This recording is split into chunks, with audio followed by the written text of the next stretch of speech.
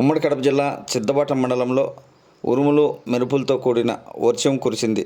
దీంతో బాక్రాపేట సమీపంలోని కడప చెన్నై ప్రధాన రహదారి పక్కన చెట్టు కూలిపోవడంతో రోడ్డుకు అడ్డుగా ఉంది. ద్విచక్ర వాహనదారులు రాకపోకలకు ఇబ్బందులు పడుతున్నారు. అధికారులు స్పందించి అడ్డుగా ఉన్న చెట్టును తొలగించాలని వాహనదారులు కోరుతున్నారు. ఎన్డీఏ కూటమి అధికారంలోకి రావడంతో అన్నమయ్య జిల్లా నందలూరు మండలం కోనాపురంకు చెందిన టీడీపీ నాయకులు ఒంటిమిట్ట శ్రీ కోదండరామాలయంలో ప్రత్యేక పూజలు చేసి అనంతరం స్వామివారికి 101 టెంకాయలు కొట్టారు. ఈ కార్యక్రమంలో సుబ్రహ్మణ్యం, రత్నకుమార్, హరిబాబు, గురయ్య, శ్రీనుతో పాటు పలువురు టీడీపీ నాయకులు పాల్గొన్నారు.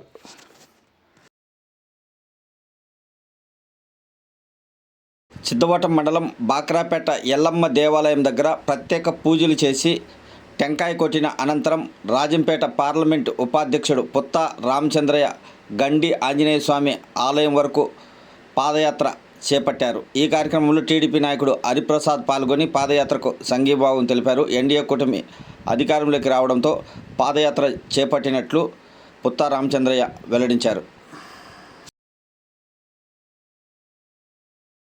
ఏపీలో ఎన్డీఏ కూటమి విజయం సాధించడంతో చంద్రబాబు నాయుడు, పవన్ కళ్యాణ్కు శుభాకాంక్షలు తెలుపుతూ మాజీ ఎమ్మెల్యే మేడా మల్లికార్జున రెడ్డి అన్నమయ్య జిల్లా రాజంపేట పట్టణంలో బ్యానర్లు ఏర్పాటు చేయడంతో రాజంపేటలో హాట్ టాపిక్గా మారింది.